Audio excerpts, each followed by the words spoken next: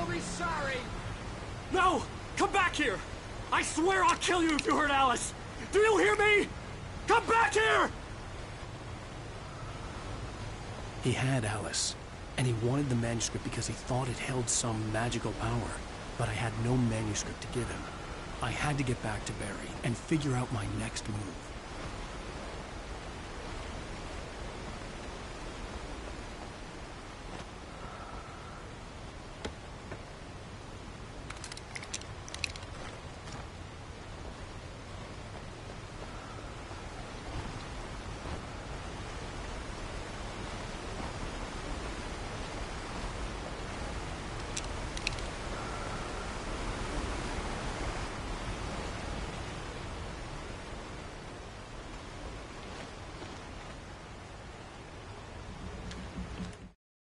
On more than one occasion, Alice had tried to explain to me how it felt to be afraid of the dark. To her, darkness wasn't simply the absence of light, but something more tangible than that. It was something you could touch and feel. Worse than that, it was something with a mind of its own, something malicious and malign. For her, things changed when they were wrapped in darkness. They turned into something else, something foreign. And nothing was safe or innocent anymore. I'd never really understood what she meant, until now.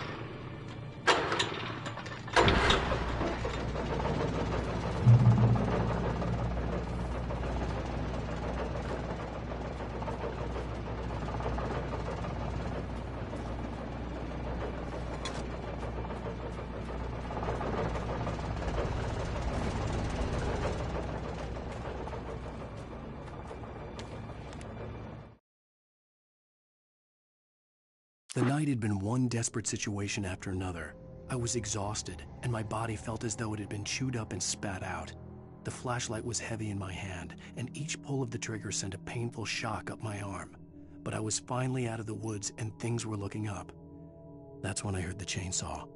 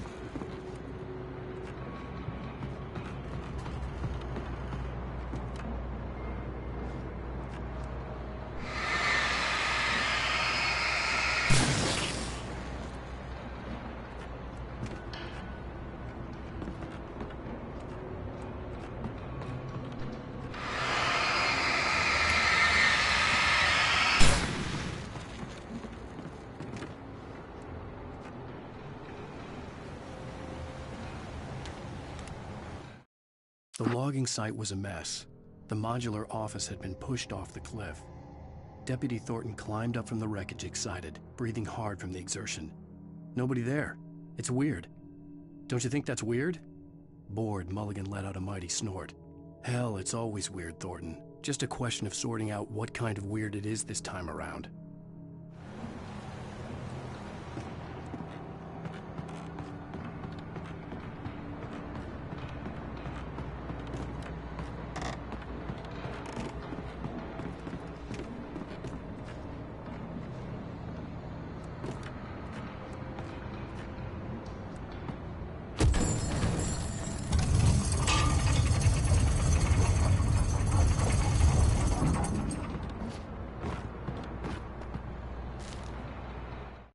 When Barry saw the darkness attack the visitor center, it made him a believer.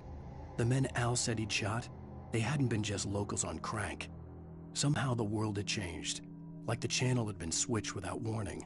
You think you're watching a sitcom, and you're really watching a horror show. When the birds started attacking the cabin, Barry wasn't surprised, just terrified.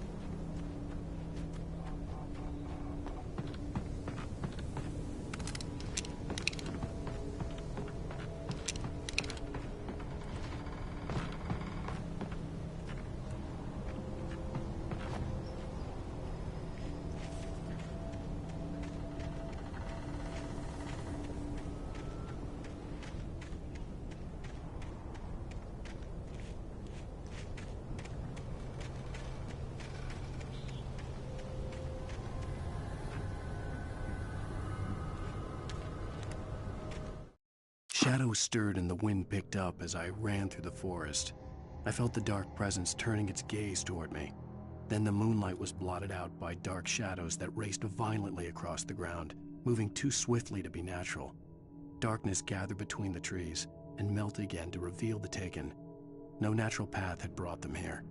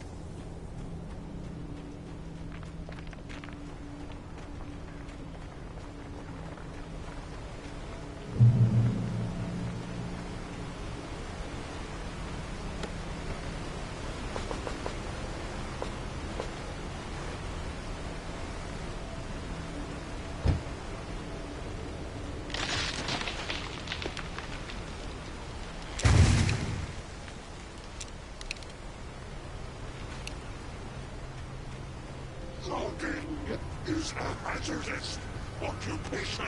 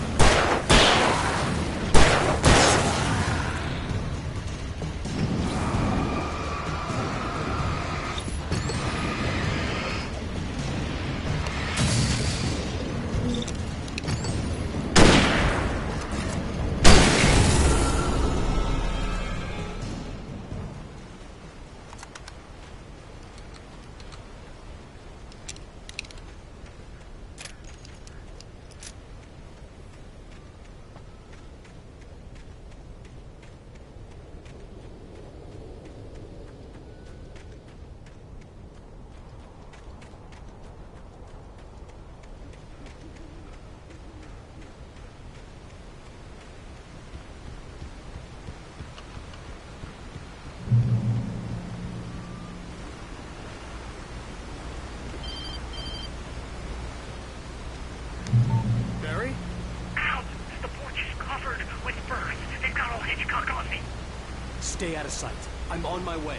Don't open the door. What, am I crazy? Stay hidden. I'll be there soon. Just make sure you keep the lights on.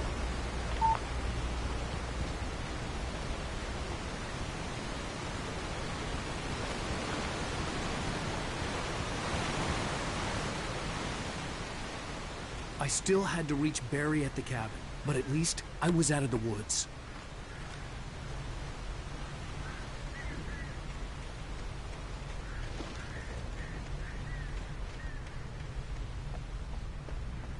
I'd have to get the car from the locked garage. It would get me back to Barry faster, and the headlights were a welcome bonus.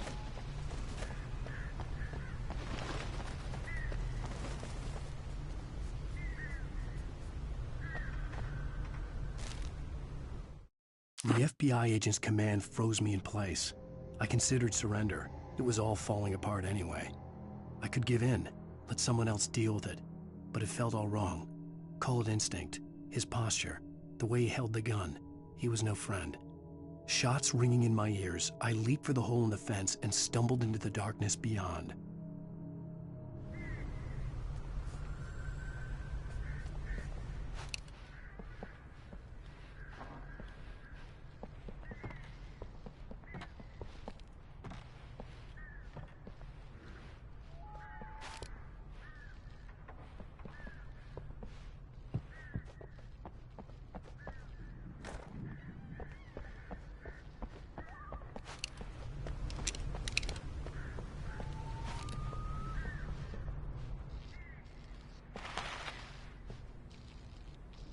I had to find the key to the garage.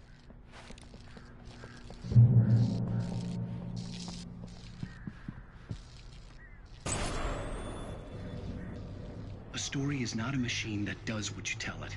A story is a beast with a life of its own. You can create it, shape it, but as the story grows, it starts wanting things of its own. Change one thing and you set off a chain reaction of events that spreads through the whole thing. The characters have to be true to themselves. The events need to follow a logic that fits the story. A single flaw and the magic is gone. The story dies. Alice dies.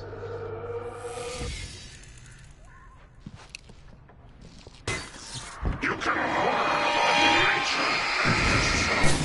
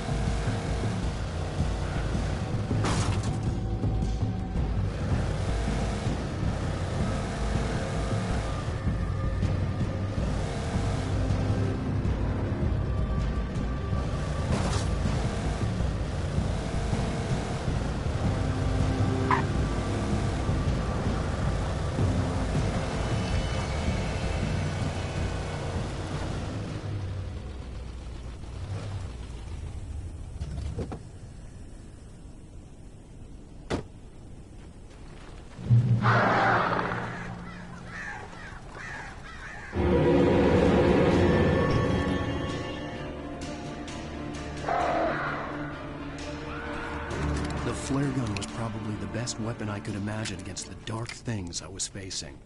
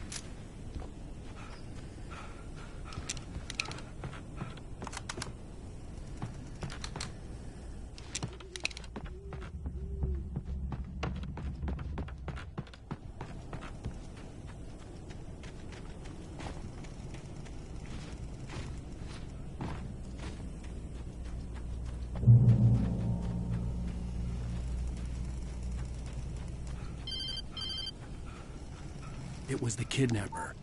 You son of a bitch! Where's my wife? Enough horseplay, Wake. You deliver the manuscript, and you can have your woman back. Simple as that. I don't...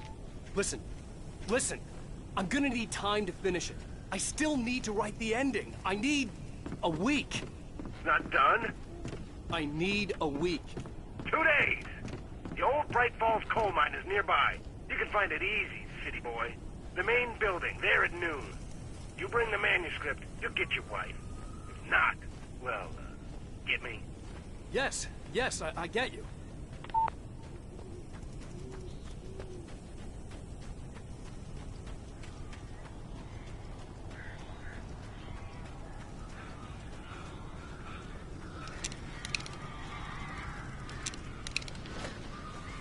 Barry had talked about birds over the phone.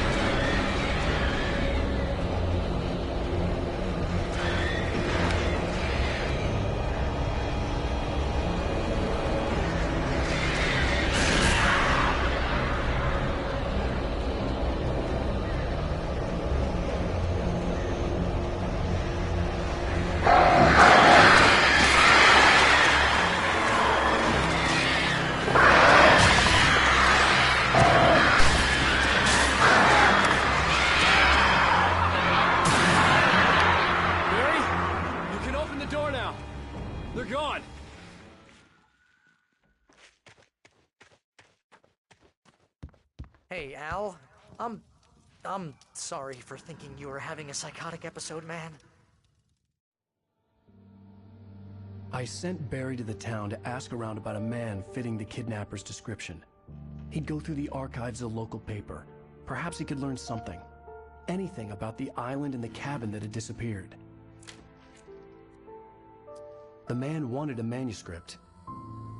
I had to try to write him one to get Alice back.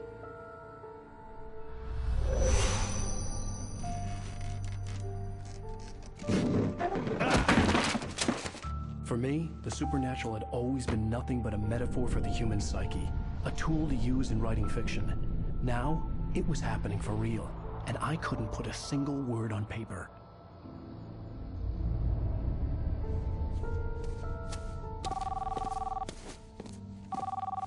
Barry Wheeler speaking. This is Rose. Rose? I found Mr. Wake's pages. Oh, you sweet, brilliant girl. Could you and Mr. Wake come get them? I live in the trailer park outside the town. We'll be there in less than an hour. Bye now. See you soon. Have a great day. Hope you come back soon. Welcome to the Oh Dear Diner. Good girl.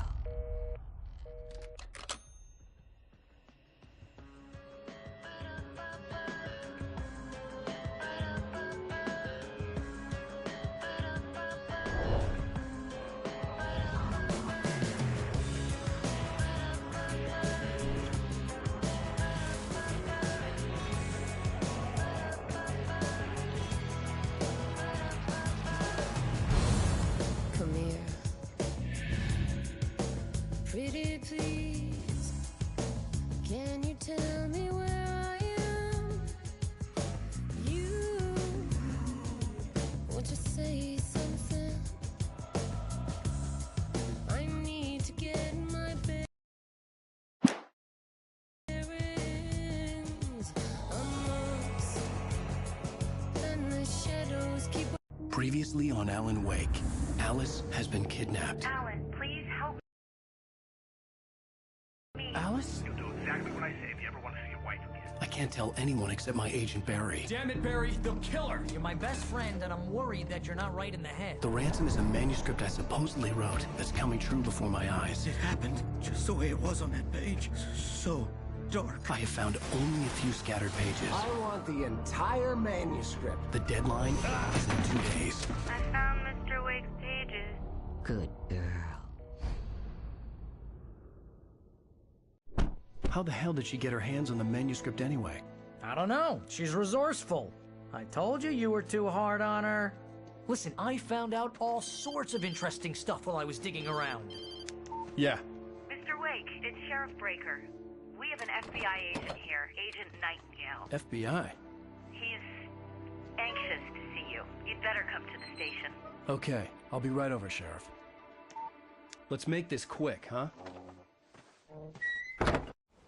Help you folks? Name's Randolph. I'm the manager.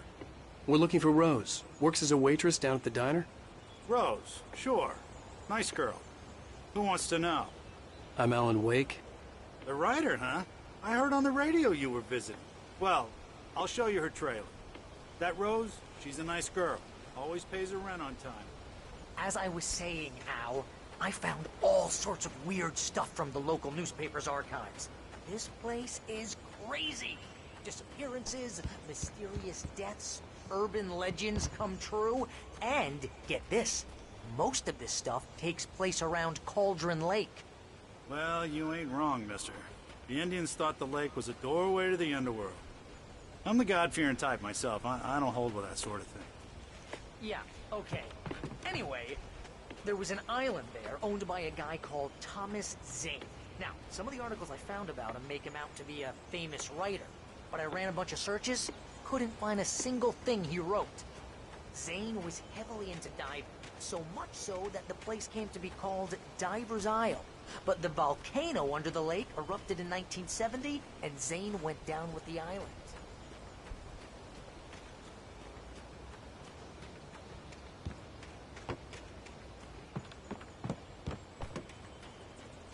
Come on, mister. I'll take you to Rose's trailer.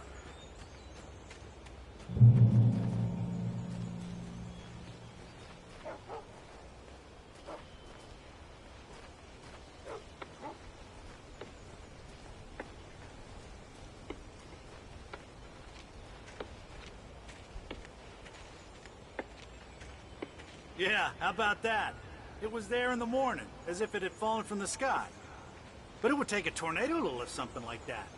We're damn lucky it didn't crush any of the trailers.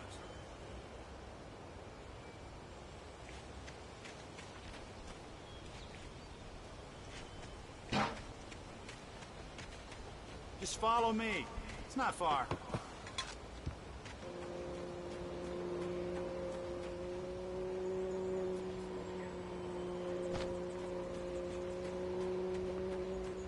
Listen, I got things to do. This place don't run itself.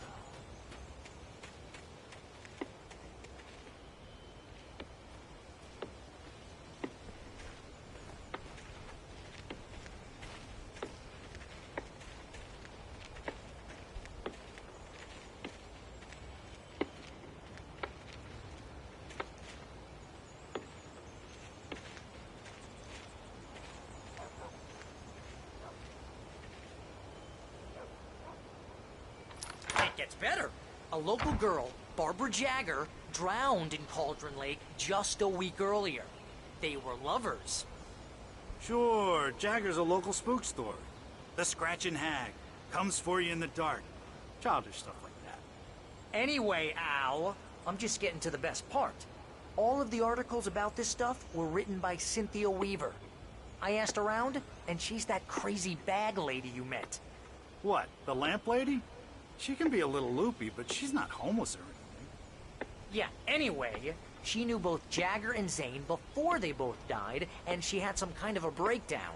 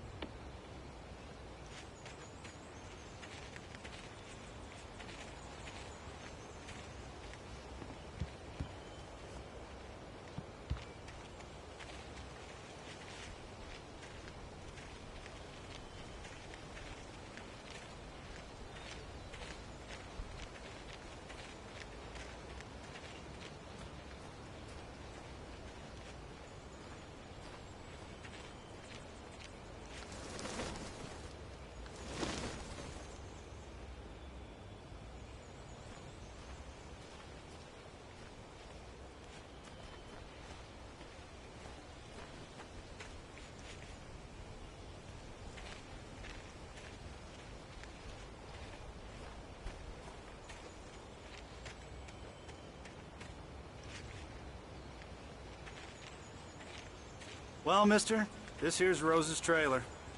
You mind me asking what you want with her? We're just here to talk to her, pal.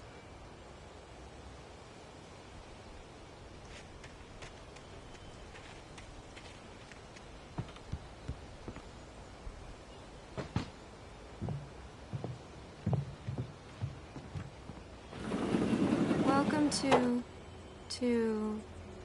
Oh dear. Mr. Wake. I'm so glad you're here. Rose, you have my manuscript? Oh. Oh, yes. Yes. Please, come in. Hey, this is really good. Rose, Yes, my manuscript. I really need it. I understand. I know what you need. A muse to inspire you. Oh, for Barry.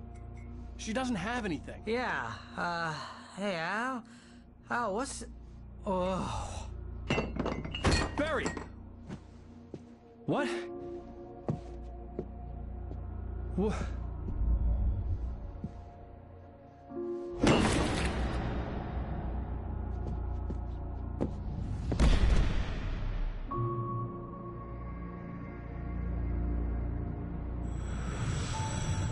It's coming for you, hiding in my barber's skin.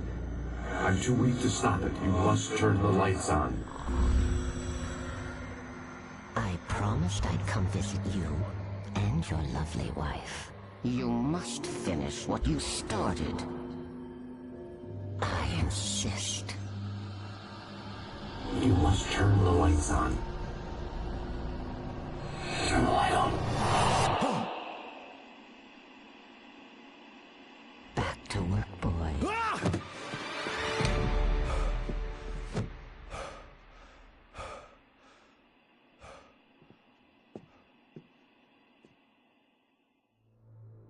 I felt nauseous, hungover. Only anger kept me going. I can't tell reality from dream anymore, but it seems I have an imaginary editor to help me. She's an old woman in a funeral dress. I call her Barbara Jacker. She's very strict. I'm writing faster and faster. My manuscript is being heavily revised. The edits are getting very aggressive, and each day there's less of me and more of her. I hate it, but I know she's right. She promises me I can save Alice this way. She knows more of this than I do. About the complex incantation I'm attempting. About this place. She's worked with another writer under similar circumstances, Thomas Zane. The genre of the story seems to be shifting. It's turning into a horror story. I'm getting close. I can feel it.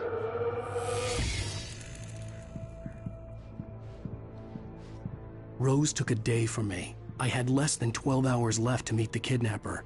All I could do was get Barry into the car, work something out once I got on the road. Welcome to the Oh Dear Diner. What can I get you today? Coffee?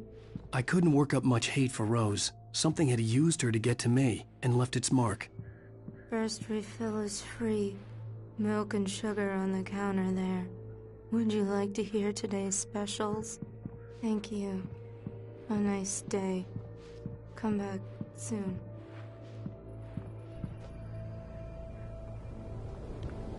My gun and flashlight were gone. I'd have to... Mr. Randolph liked Rose.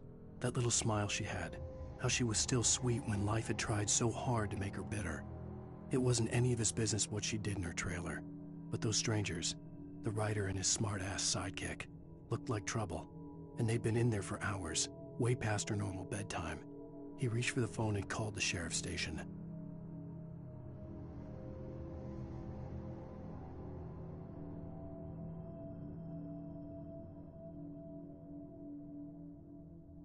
Find a way to get Barry into the car as quickly as possible. There was no time to waste.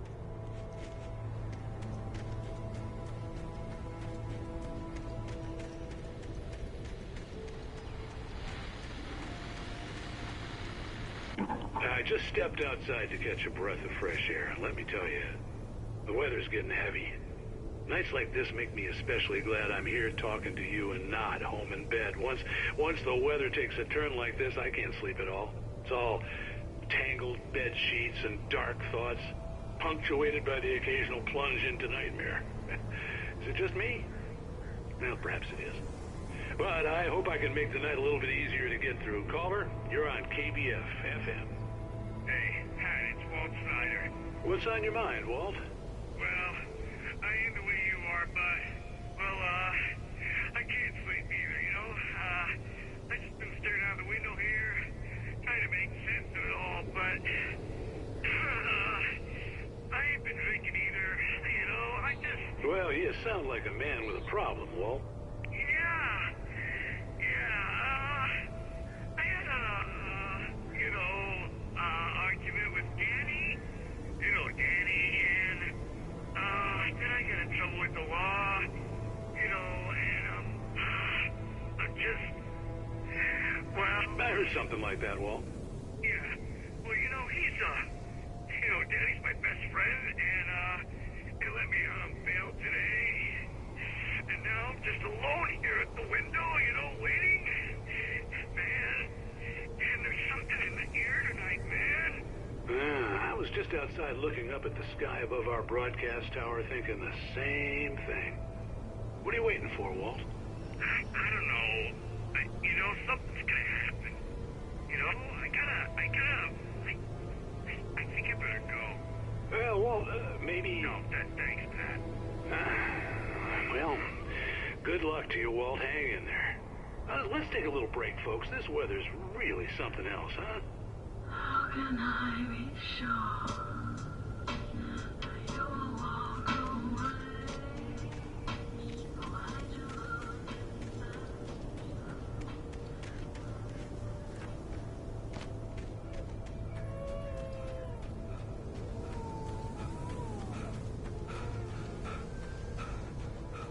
Oh, you're gonna get it now. God knows what you've done to that poor girl. This is Agent Nightingale, FBI! Get him Come up, Hemingway! You're under arrest! You move a muscle, I'll unload right in your goddamn face! Stay right where you are, Slane!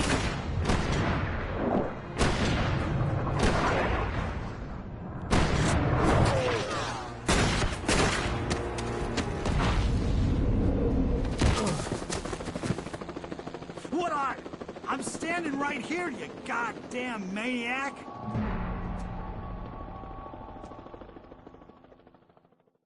I hated to leave Barry behind, but there was no way I'd miss my appointment with the kidnapper. Give it up, Mr. Wake! Come on! Take it easy on it!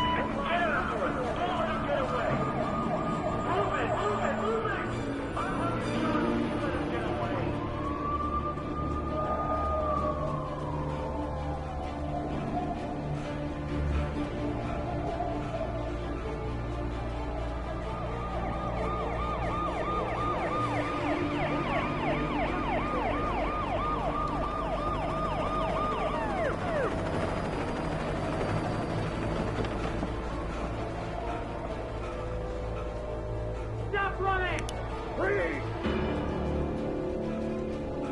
Okay, men, keep your eyes peeled. He's gonna try to make it through here. Damn! Man out! Over here! We're not clear!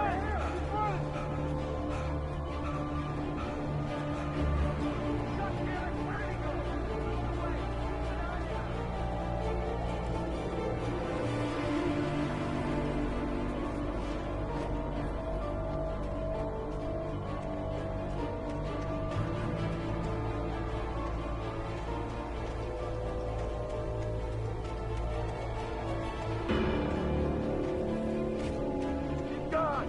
Come on, guys! We need to head him off! For decades, the darkness that wore Barbara Jagger's skin slept fitfully in the dark place that was its home and prison. It was hungry and in pain. It dreamed of its nights of glory when the poet's writing had called it from the depths and given it a brief, terrible taste of power and freedom. The rock stars had stirred it from the deep sleep the poet had sunk it back to in the end. When it sensed the rider on the ferry, it opened its eyes.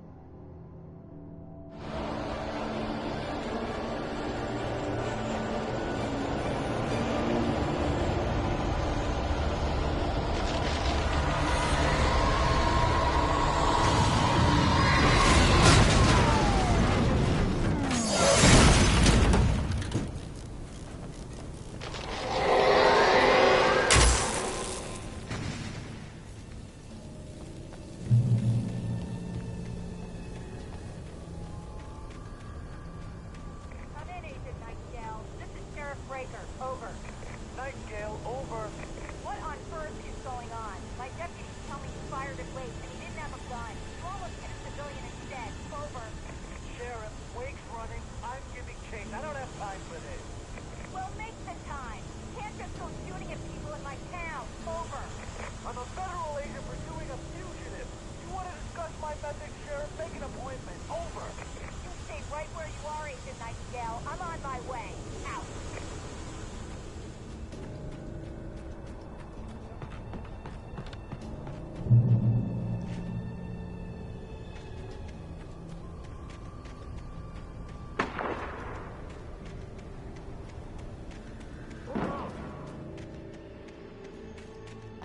Search the area.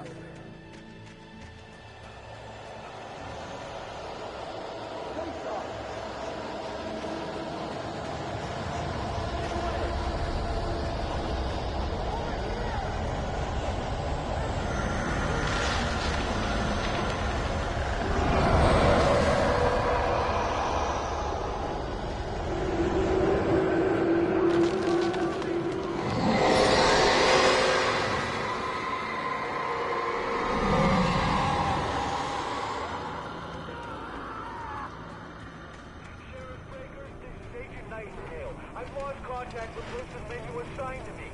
This horror was everywhere I went, circling me. The cops didn't stand a chance. They were after a writer, not a monster. He's the guy we're chasing. If it's not him, who then? Bigfoot? Over. I don't know that, but I know that the house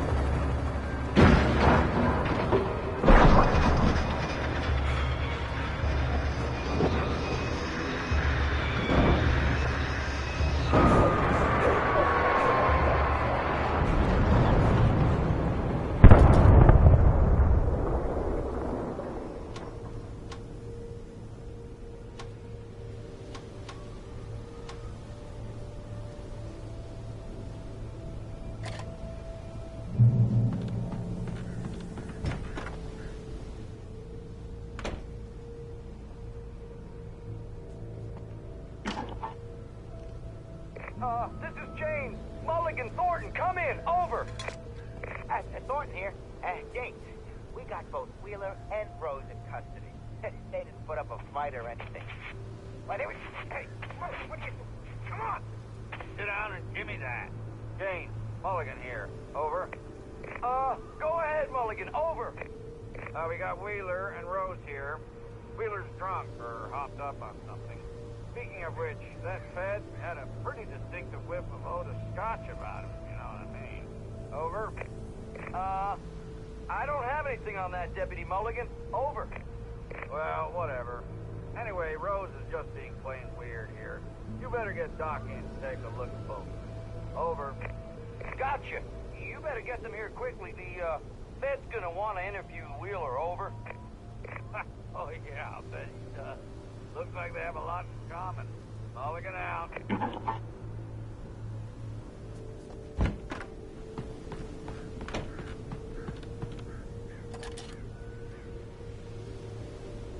I could see the lights at the radio station in the distance.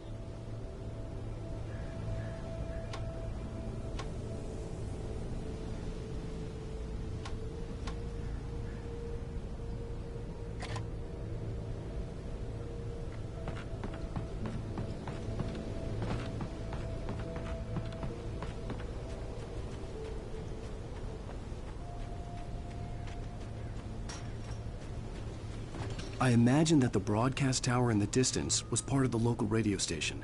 Maine seemed like a decent guy. Perhaps he could give me directions to the coal mine.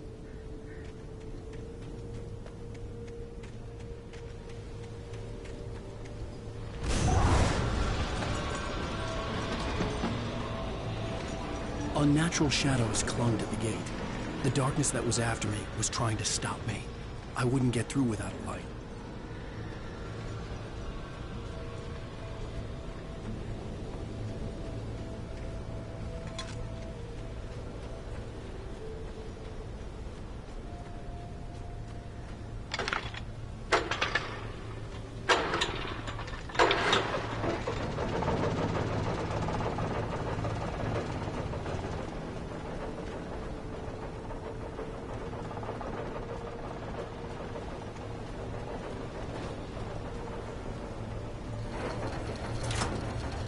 The old generator conked out. I'd have to see if I could fix it and try again.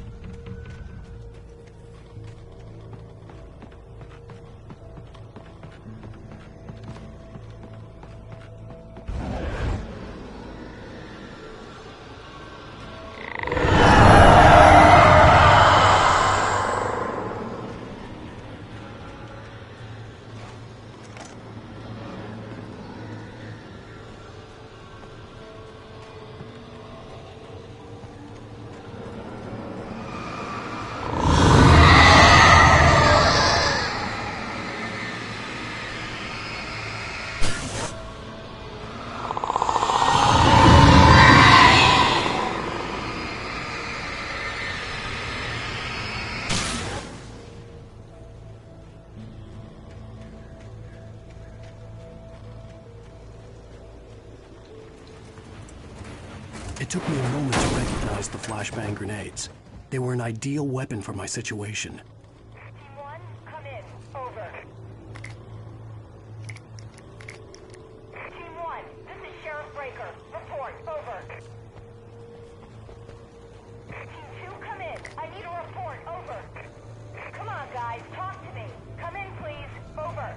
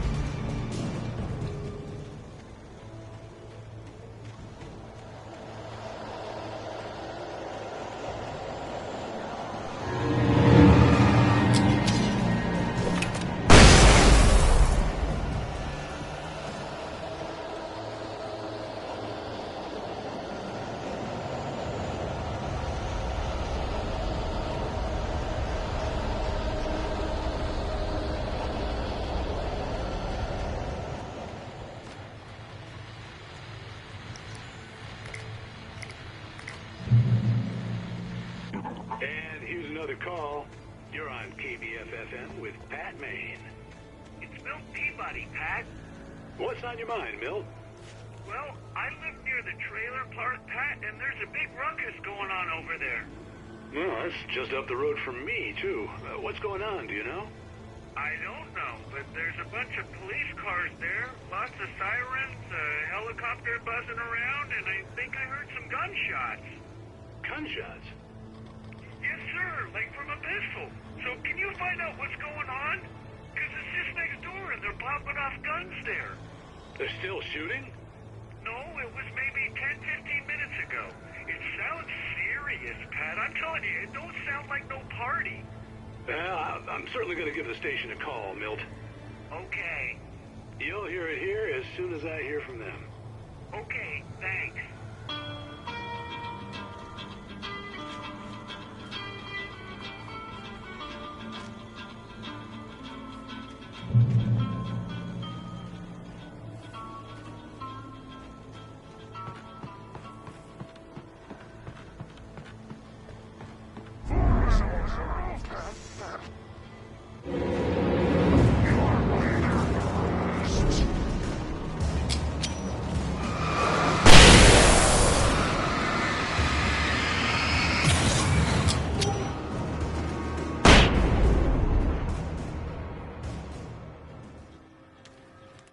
Touched by the dark presence, Rose was lost in a dreamland where everything was drawn in black and gray crayons.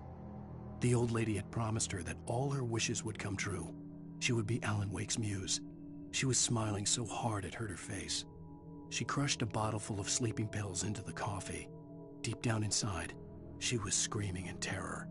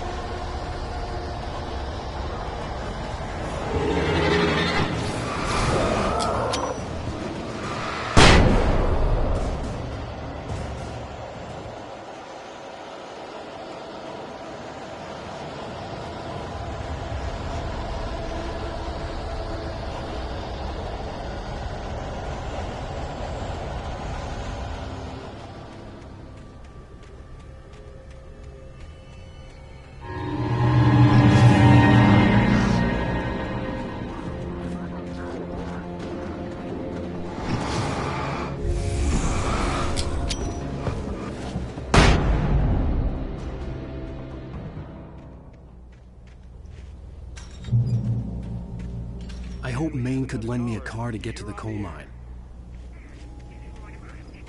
Why, hello, Lorna. What do you have for us? Well, I just don't see why the cops bother with the trailer park. What do you mean? It's a trailer park. Of course you can.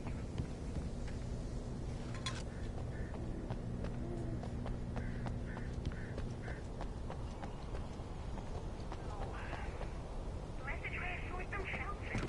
I'm sorry, but my granddaddy settled the fight all in 1911. Well, I had no idea how to get to the coal mine. Maine would know. And I had a feeling I wouldn't get a chance to ask anyone else anytime soon.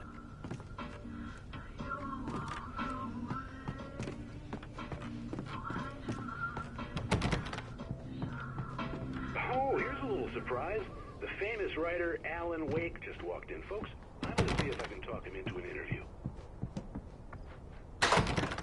Come on in, Mr. Wake. Oh, I'm so glad you could find the time to do this, Mr. Wake. Nowhere to run now, Dan Brown. You back away from me. Don't hurt. Whoa. Everyone calm down. Put the gun down. We're all friends here, right? Cool your jets, Nightingale. We got him. Judas Priest! What the hell's the matter with you? There's a civilian in there.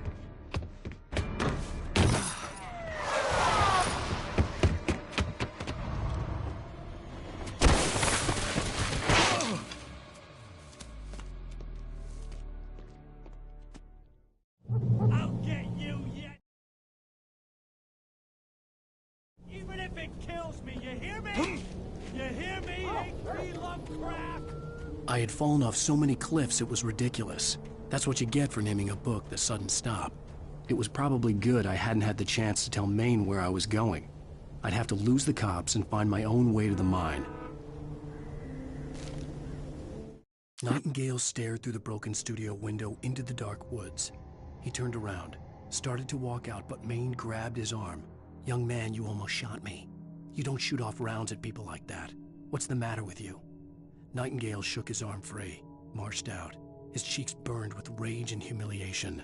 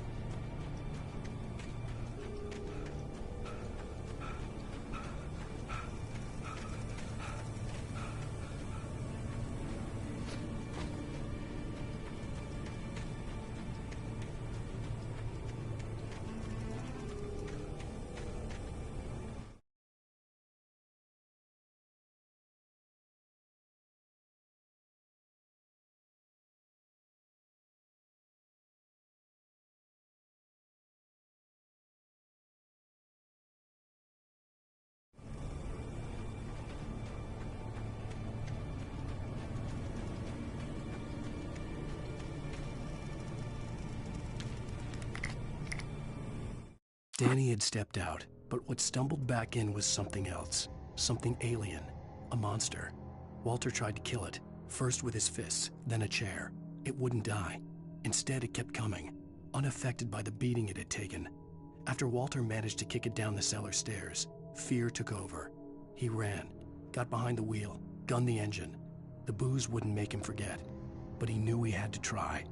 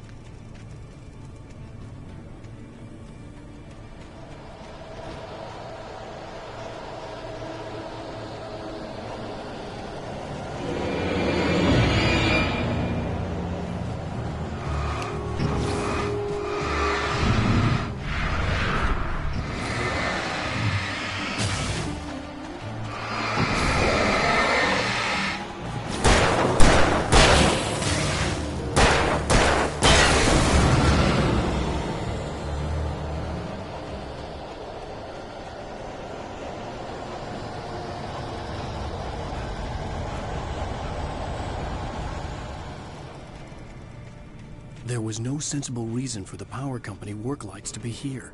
It was almost as if they'd been left for someone like me to use.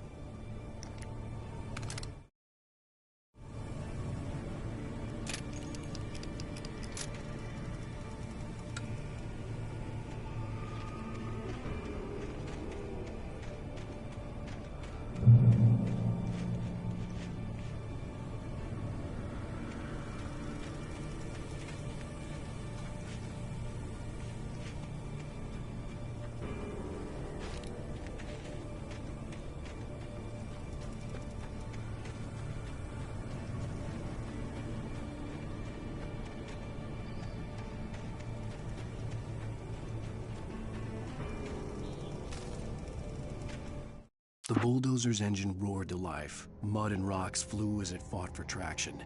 It crashed through the concrete wall and landed heavily in the yard. If it were an animal, it would have shaken its head after the impact, fixed its eyes on me, and charged.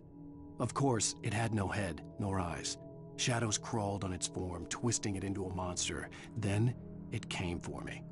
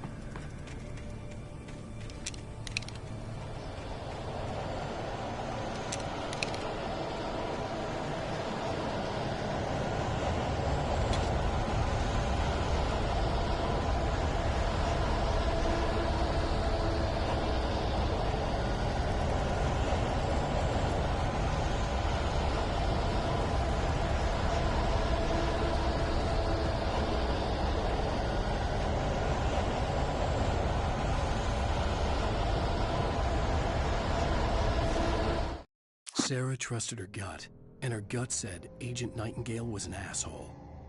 He felt wrong, and it wasn't just the smell of stale booze. It was in the way he flashed his badge, pulled rank, the look in his eyes when he wanted answers. Where was Alan Wake? What was this about an accident? Where was his wife? And most importantly, why did she let Wake go? He wouldn't answer her questions. Federal business was all he'd say.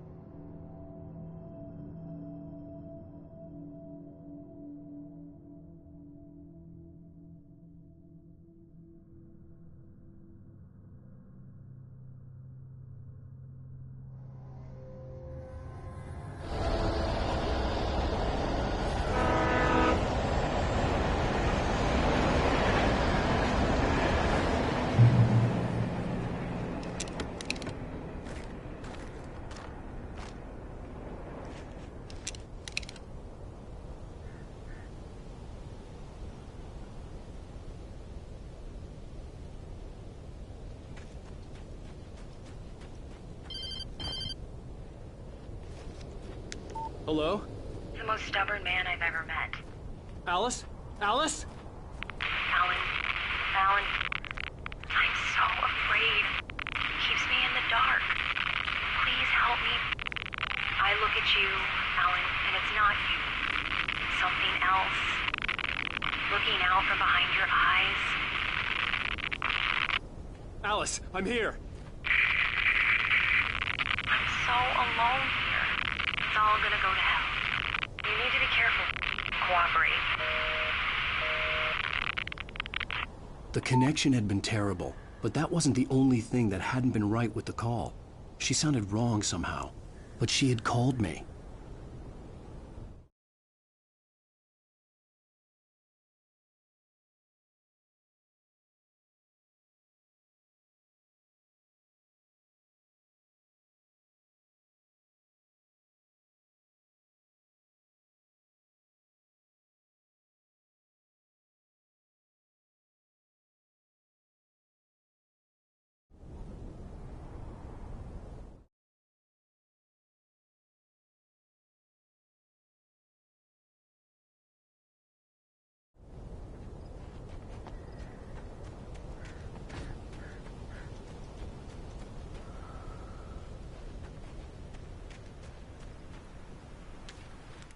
The pipe wrenched itself loose from the bridge's steel framework. Wrapped in darkness, it floated in midair, twitching.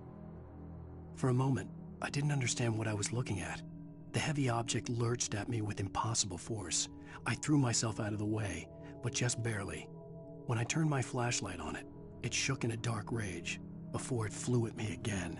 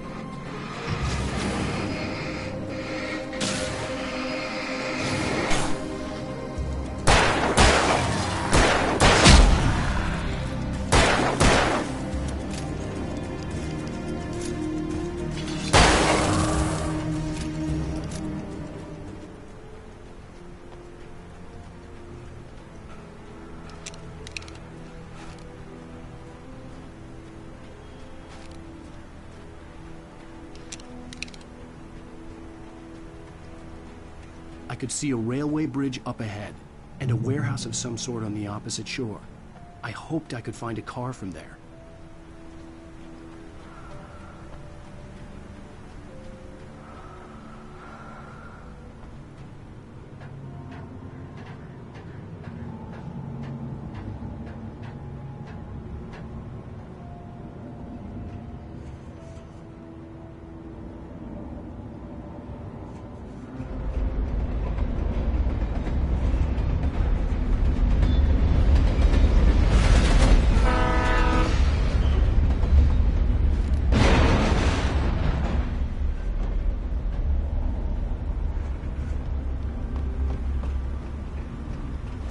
darkness that was pursuing me was growing stronger, and it was taking over everything in its path.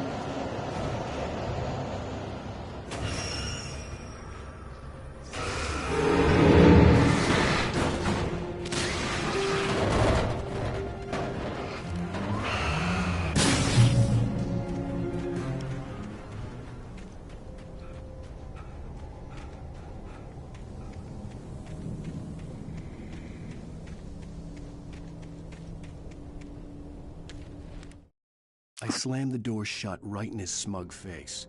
He pleaded for me to open the door. True to form, the asshole actually thought I would obey. I had no sympathy left, no guilt either, not for him. I took a moment to savor the scream. I bet I had a smile on my face. It was all that I had time for. The dark presence was inside the lodge with me.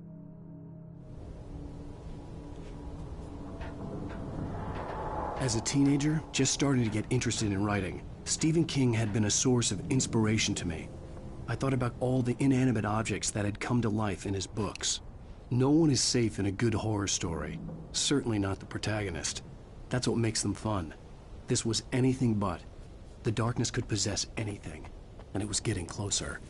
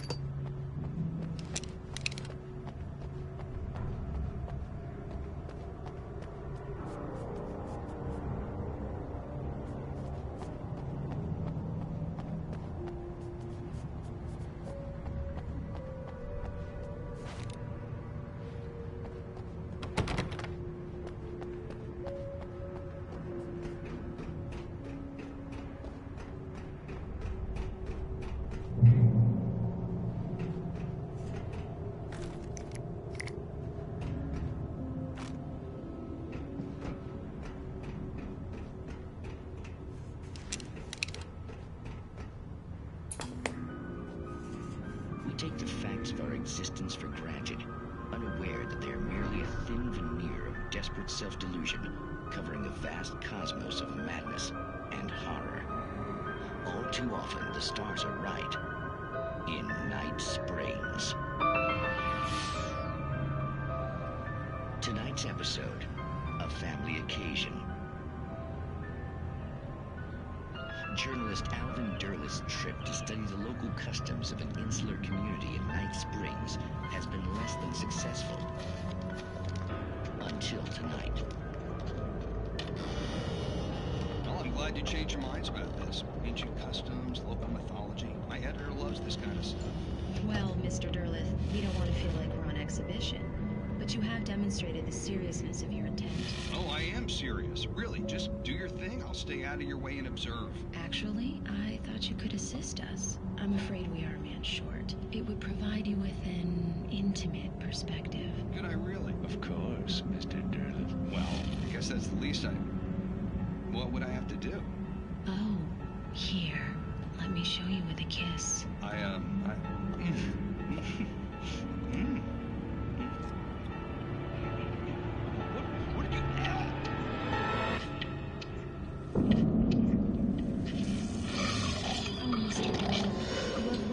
Nixie Perka, the dweller in flesh. Your body shall host his 1,000 young, and all shall be glory.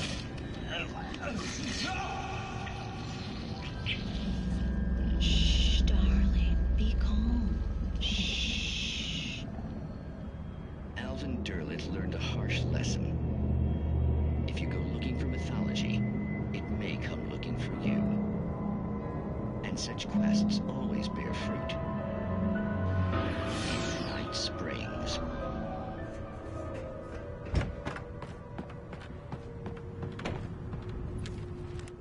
The darkness surged towards me, sucking everything loose from the ground into its depths, tugging at my clothes. I saw the flare the kidnapper had dropped and threw myself towards it just as I felt my feet leave the ground.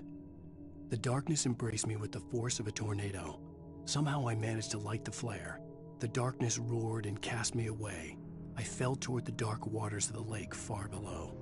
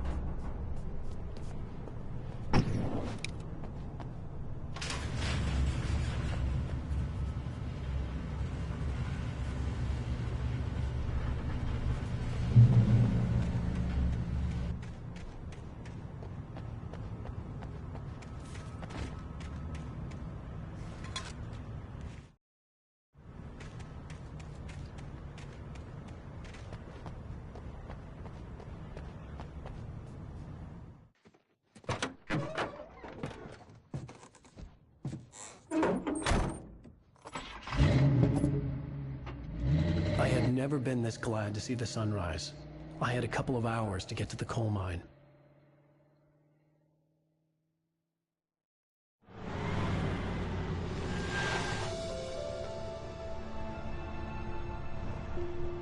The coal mine wasn't far now.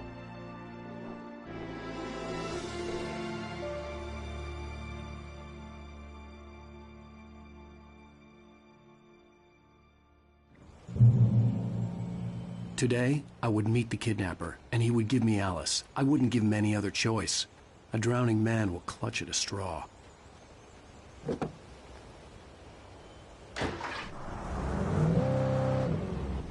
Little by little, without realizing it, I'd come to believe that the story in the manuscript was coming true. The current of its narrative had taken me deeper and deeper into dark waters. Alice had been taken from me. Barry was probably in jail. I was a fugitive from the FBI. The whole world taken over by the Dark Presence was trying to destroy me. It all felt real, but it matched a textbook case of insanity.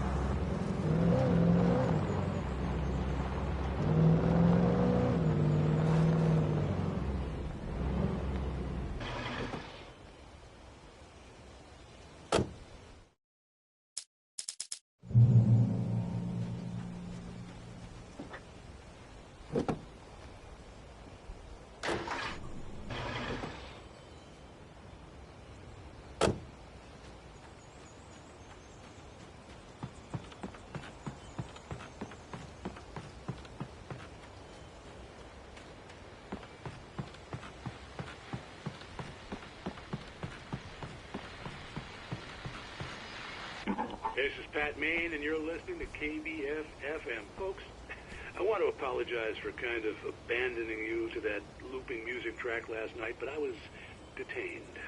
You see, I encountered a big-shot G-man with an itchy trigger finger who could use a lesson in manners and a boot in the ass, not necessarily in that order either.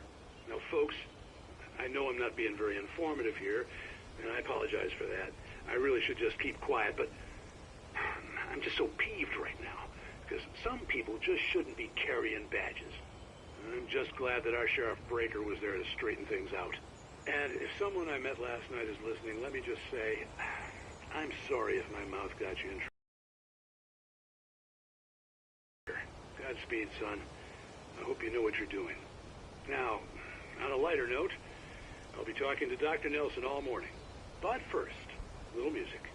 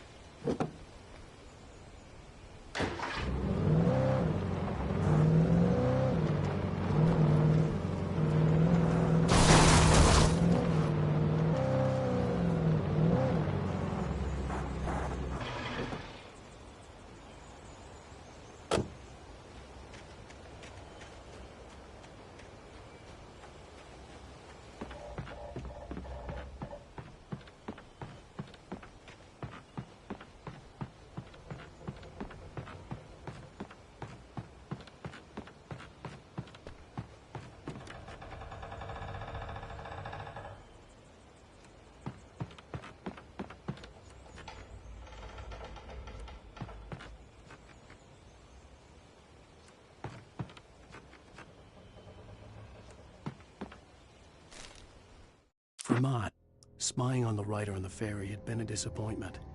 His boss had made Wake out to be something special. But Mott hadn't been impressed. He'd gotten a good long look at the wife, though, and he liked what he saw. Mott had fantasized about goading Wake into a fight, but it hadn't happened. Still, he'd get his chance to see if the writer had anything in him. He'd been promised as much.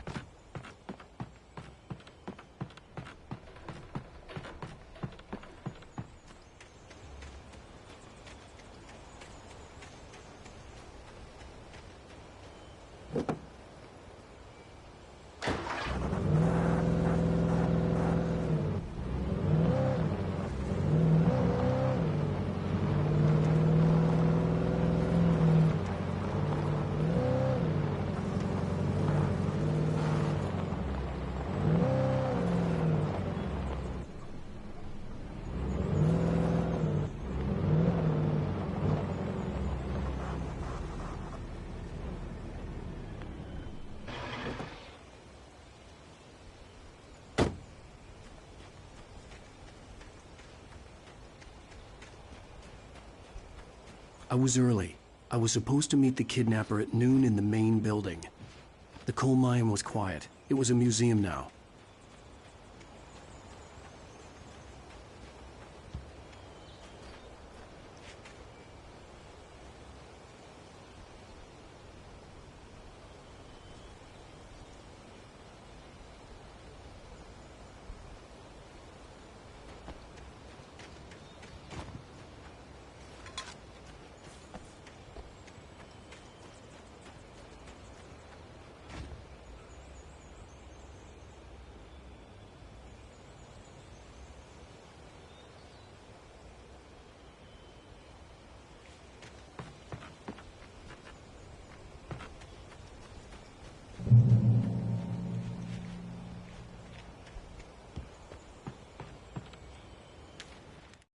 With Nightingale gone and the night wind blowing in through the broken studio window, Maine stared at Sarah. The sheriff looked away. Maine's voice shook with barely controlled anger. That boy's doing more drinking than thinking. I hope you know what you're doing, Sarah. He's got a sickness in his eyes. You take my word for it. He wants Wake for a reason, and it's not for anything good.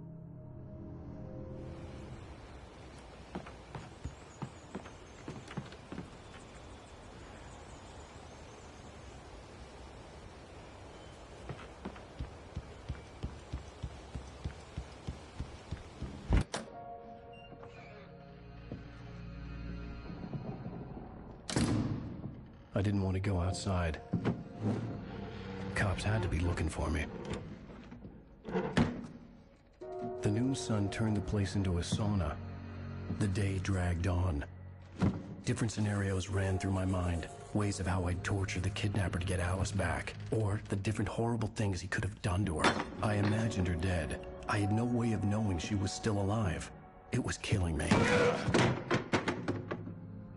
I was running on blind hope. It was all a waste of time. The bastard never showed up.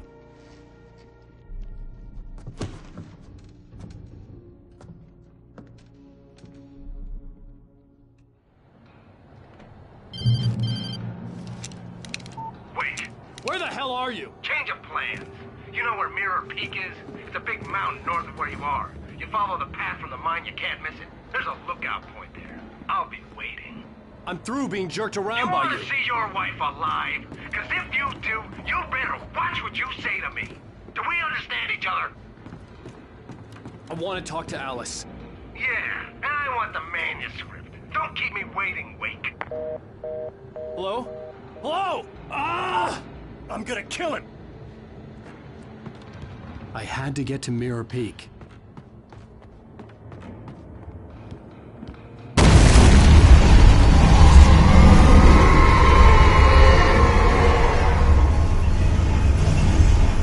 It was close. Maybe closer than ever before.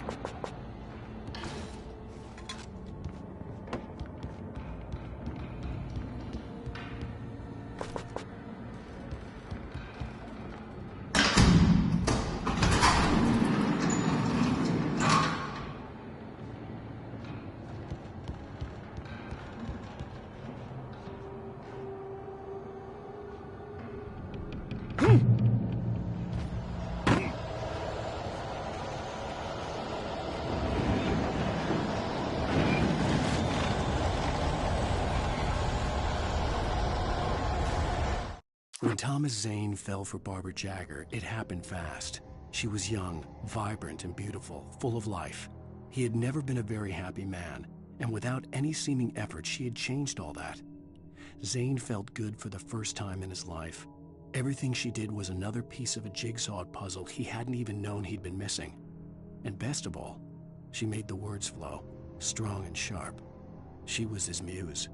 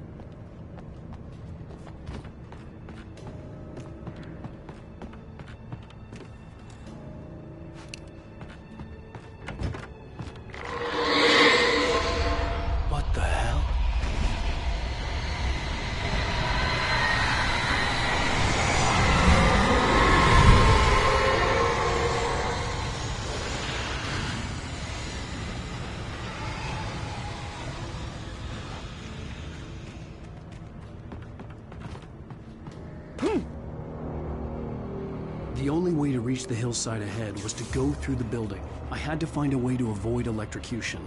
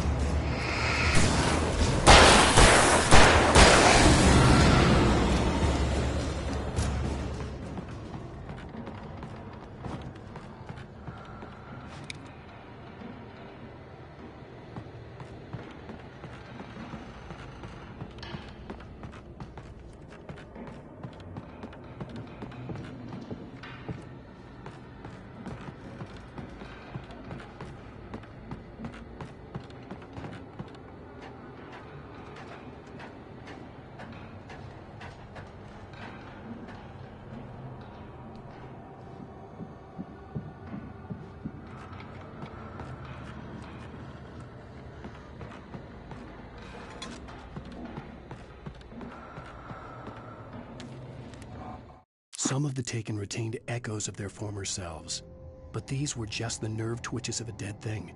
Nothing remained but a shell covered and filled with darkness. In most cases, these puppets were enough for the purposes of the Dark Presence. But for anything more elaborate, as with the writer, it was different. It needed his mind.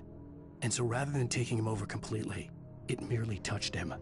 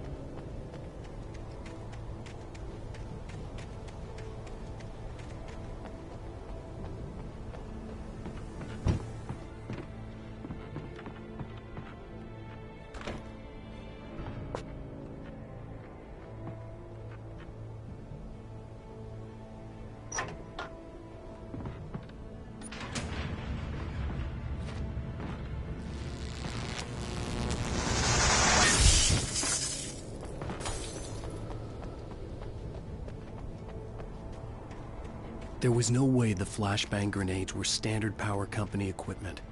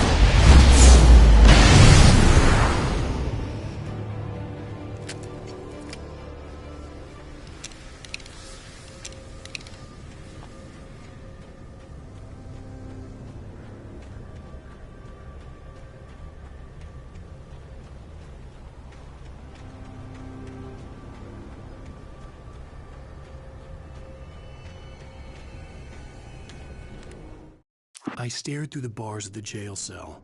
Barry stood behind me, swaying on his feet, looking as ill as I felt.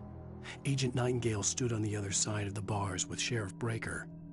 Nightingale had a stack of manuscript pages in his hand. He seemed unhinged as he gloated. "Well, I've got you now, Raymond Chandler. It's all here. All the evidence, including conspiracy to murder a federal agent."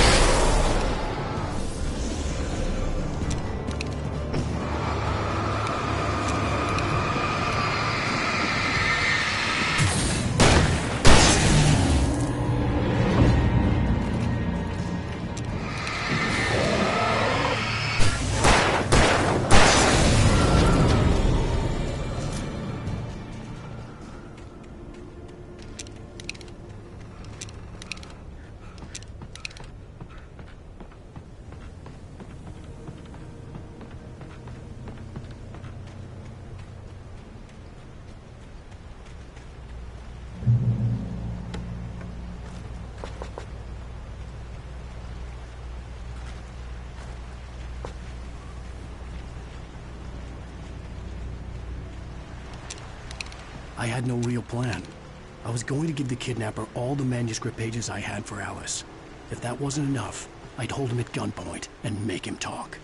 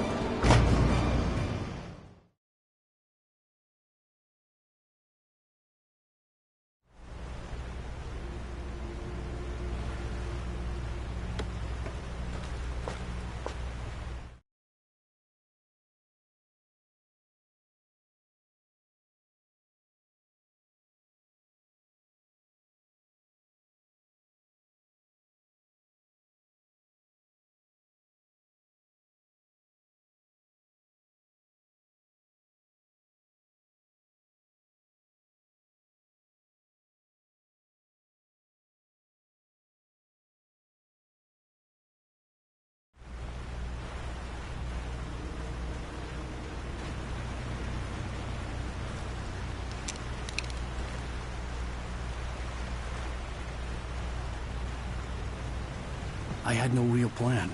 I was going to give the kidnapper all the manuscript pages I had for Alice. If that wasn't enough, I'd hold him at gunpoint and make him talk.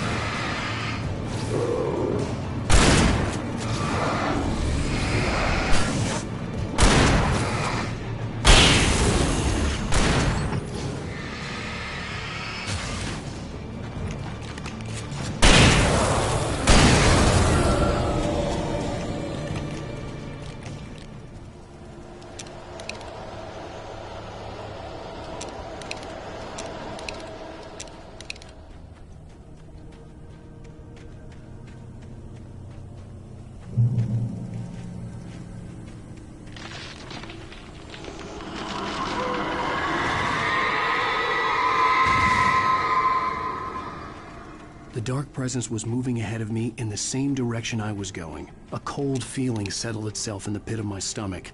Was it going for Alice?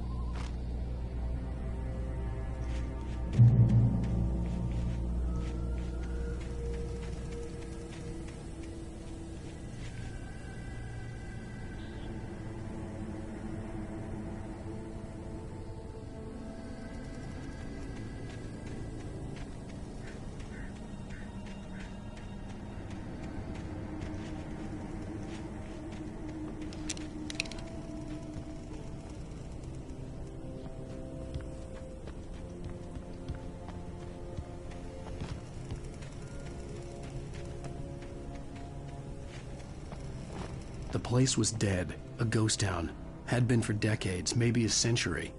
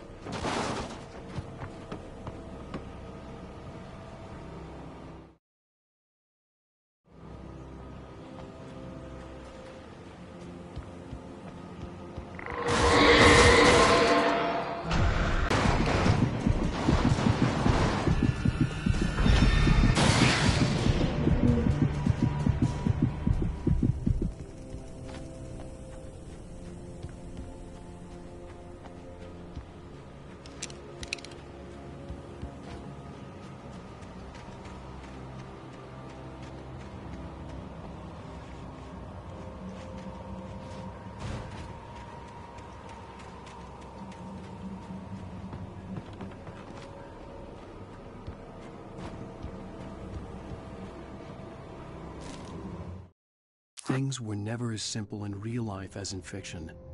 I had lost count of the times I had wished there'd be a clear reason for my writer's block. Something to fight, something to lash out on. There wasn't. I was filled with doubt. I was nothing like the hero in my books. Alex Casey had gone through his life with single-minded determination, never wavering from his goal. Even now, I was angry at myself, angry at Alice, angry at Barry. I was fumbling and I had no plan.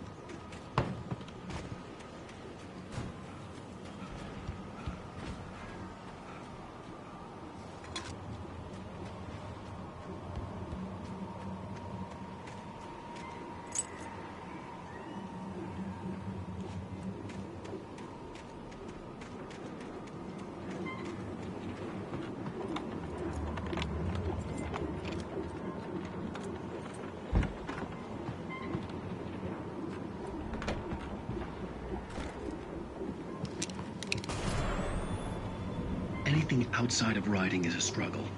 I feel ill. I managed to make my way downstairs. There's a shoebox filled with books and papers by Thomas Zane. It's very hard to focus, but I managed to read some of it. He's a poet, and a good one. He writes of muses and creators summoning fabulous things from a magic lake, using his powers to shape the world of a realm of gods and dreams and demons, dark things that wait for a chance to slip through, wearing the flesh of men as disguise. Zane writes about himself, his girlfriend being taken over by a dark presence, about growing scared of the lake. Zane believes it's a mirror to the gaping void of darkness above, where some Lovecraftian presence lurks. I crawl back upstairs. I'll borrow these things for my story. They ring true. They fit.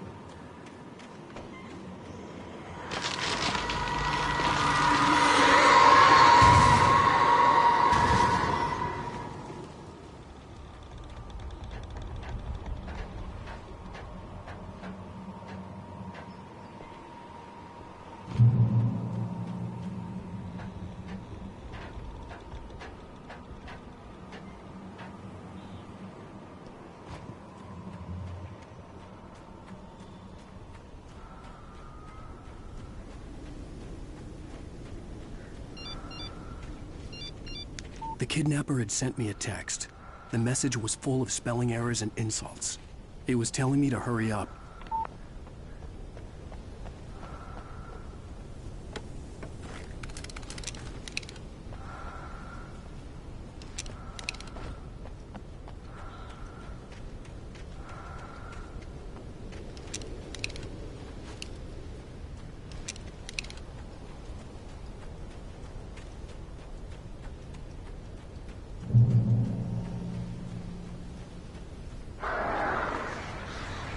Birds.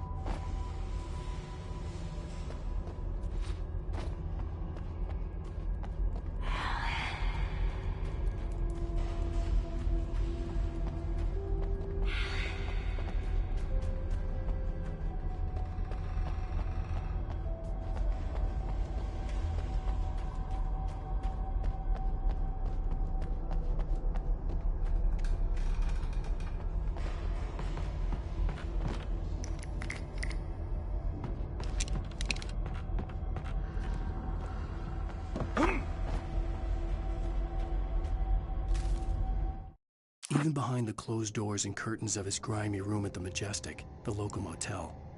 Nightingale could feel the locals' eyes on him, the unrelenting pressure of their judgment. He forced it out of his mind. For all he knew, they could all be under Wake's spell already. You do what you have to do to get the job done. He took comfort from the bottle in his hand.